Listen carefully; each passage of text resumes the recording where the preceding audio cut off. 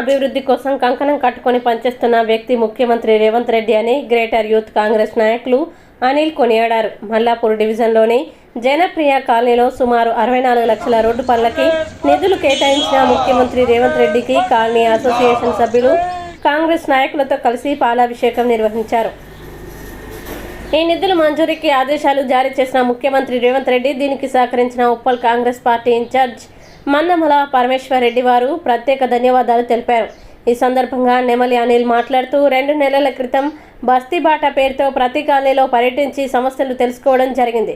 అందులో భాగంగా box drainage సమస్య తెలుసుకొని దానికి 85 లక్షల రూపాయలు శాంక్షన్ చేయడం జరిగింది. ఏదేమైనా మల్లాపూర్ అభివృద్ధిలో ప్రతి ఒక్కరిని కలుపుకొని ప్రగతి పథంలో ముందుకు తీసుకువెళ్తామని అన్నారు.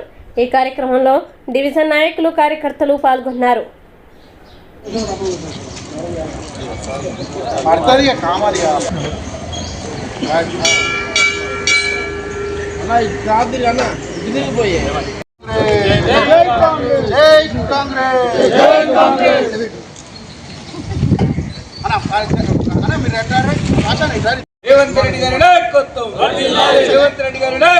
తెలంగాణ అభివృద్ధి కోసం కంకణం కట్టుకొని పనిచేస్తున్న మా సీఎం సార్ శ్రీ రేవంత్ రెడ్డి గారి ఆదేశాల మేరకు మరి గెలిచిన ఓడిన ప్రజా సమస్యలు ముఖ్యంగా ప్రజల్లో ఉంటూ 24 గంటలు ప్రజల సమస్యలు తెలుసుకుంటూ మా గురించి పనిచేస్తున్న మా అన్న శ్రీ మందముల పరమేశ్వర్ రెడ్డి గారి సహకారంతో ఈరోజు మల్లాపూర్ డివిజన్ ప్రగతి పదంలో నడుస్తుందని చెప్పుకోవడానికి చాలా గర్వపడుతున్నాము.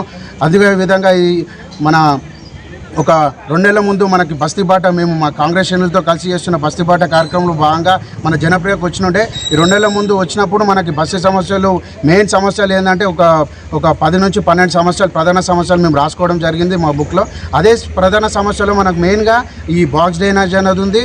అలాగే ఇంకొకటి బాక్స్ డ్రైనేజ్ ఎక్స్టెన్షన్ ఈ అన్నపూర్ణ కాలనీ పర్మిషన్ త్రూ ఒకటి అన్నపూర్ణ కాలనీలో 85 లక్షలతో ఒకటి శాంక్షన్ చేయించడం జరిగింది.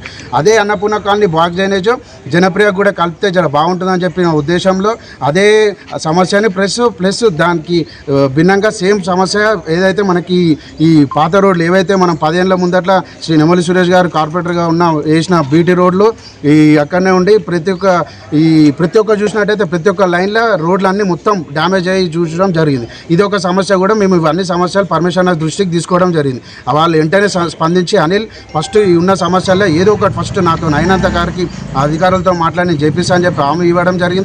అదే ఇచ్చిన హామీలో భాగంగానే ఈరోజు మన జనప్రియకి 65 లక్షలు శాంక్షన్ చేయించి నిన్ననే 65 లక్షలు శాంక్షన్ చేయించని చెప్పి మనకు ఉత్తర్వులు రావడం మేము ఈరోజు ఈ పాలాభిషేకం పెట్టుకోవడం కార్యక్రమం పెట్టుకోవడం జరిగింది.